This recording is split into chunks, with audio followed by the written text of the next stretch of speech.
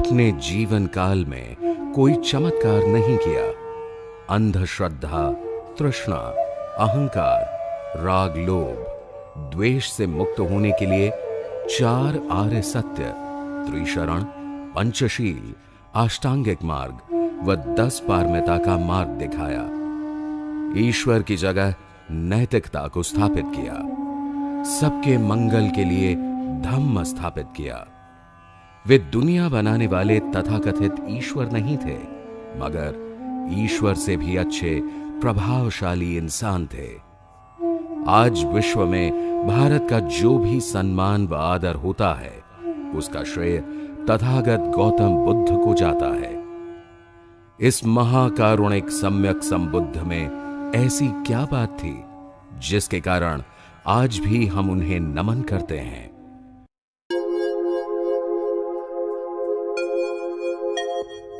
यह स्थान शाक्य वंश की राजधानी कपिलवस्तु के नाम से जाना जाता है। सिद्धार्थ गौतम बुद्ध के पिता शुद्धोधन यहां के राजा थे। सिद्धार्थ गौतम का बचपन यहीं बीता था। भारत नेपाल सीमा पर पीपरहवा से 16 किलोमीटर उत्तर पश्चिम, लुम्बिनी से 24 किलोमीटर पश्चिम दक्षिण पश्चिम पर यह स्थित है। यही कपिलवस्तु स्थान था। यहां खंडित दीवारों के टीले आसानी से देखे जा सकते हैं।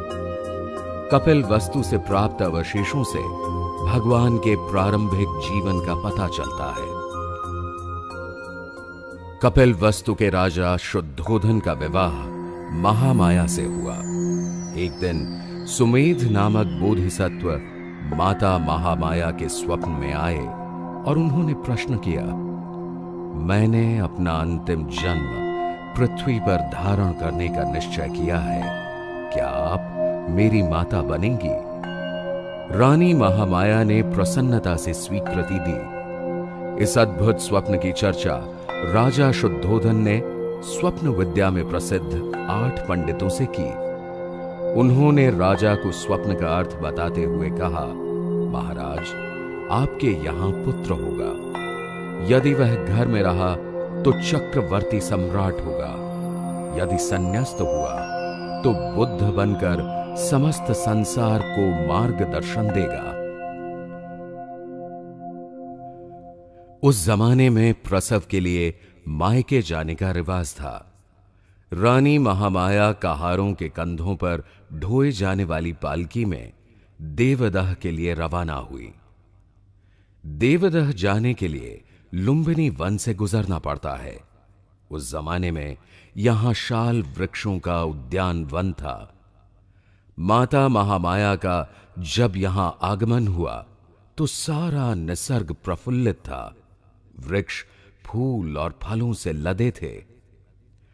उस वातावरण ने माता महामाया को प्रभावित किया। वे पालकी से उतरकर शाल वृक्ष की ओर बढ़ीं। एक शाखा को पकड़ा।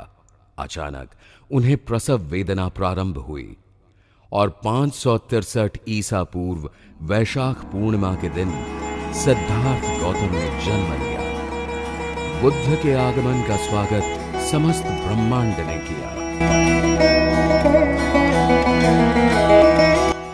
भगवान बुद्ध का जन्मस्थल लुम्बिनी नेपाल की तराई में नेपाल सीमा से लगभग 10 किलोमीटर भैरवा जिले में है। इसका वर्तमान नाम रुम्मिनदेई है।